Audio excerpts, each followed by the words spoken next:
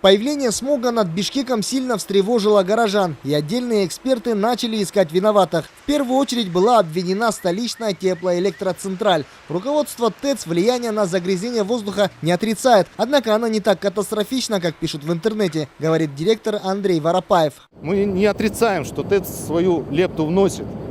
Совсем без дыма ТЭЦ работать не может. Но хочу обратить внимание горожан, что ТЭЦ работает 57 лет. 57 лет из трубы домовой идет дым. Мы отапливаем город, даем тепло, свет.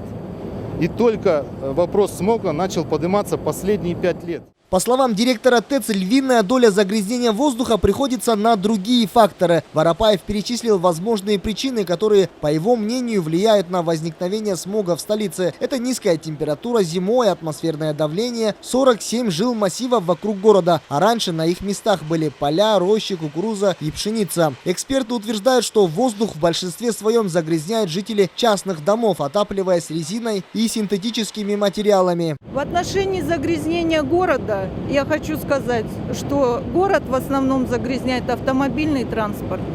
Посмотрите на наши высокие трубы. У нас трубы 150 метров, 180 и 300. Зона рассеивания очень большая.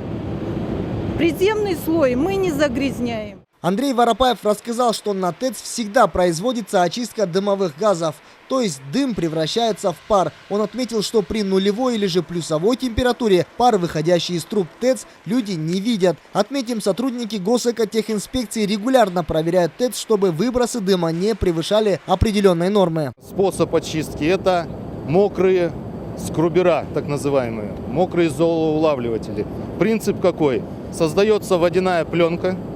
Это в основном это на старой станции, часть на старой станции. Значит, создается водяная пленка, дым проходит сквозь эту пленку и, будем так говорить, омывается. Свою лепту в загрязнение воздуха в Бишкеке вносят и выхлопные газы автотранспорта, коего сейчас в столице около 500 000, и многие из которого давно отслужили свой срок эксплуатации, отмечают эксперты по экологическим вопросам и предлагают разработать документ об охране атмосферного воздуха.